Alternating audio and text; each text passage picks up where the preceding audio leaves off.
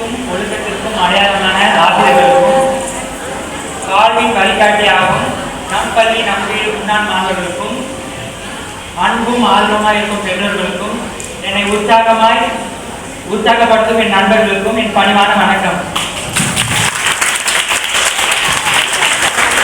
எனக்கு தெரியும் பல வரம் பிரச்சனை உங்களுக்கு பிடிக்காது. கொஞ்ச நேரத்தில் சீட்டன் பெருசாக முடிச்சது.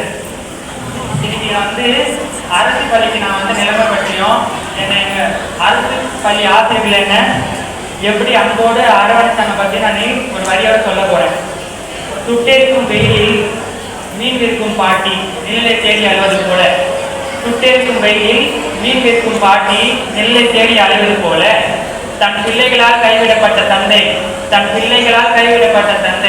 முதியோர் இல்லத்தை தேடி அலைவது போல நானும் தனியார் பள்ளியில் கட்டணம் கட்ட முடியாமல் பள்ளியை தேடி அலைந்த போது என்னை ஆதரித்தது என் அரசு பள்ளி.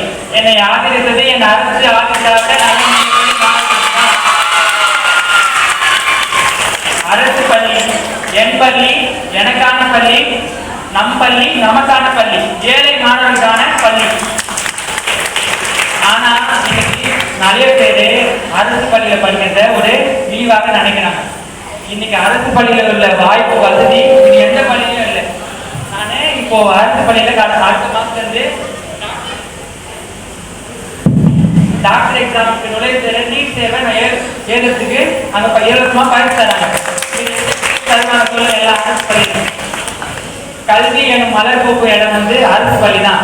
அந்த ஒரு மலரும் சரியான ஒரு இலக்கை போய் அடையக்கூடிய யார் காரணம்? ஆசிரியர்கள் தான்.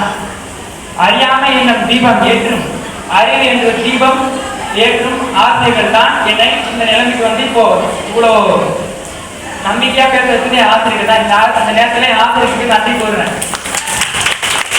சட்டமன்றம் பாடும் நாயகரும் சரித்திரம் படிக்கும் வீரரும் சாதனை சுடரான விஞ்ஞானியும் உருவாக்குபவர் ஆசிரியர் தான்.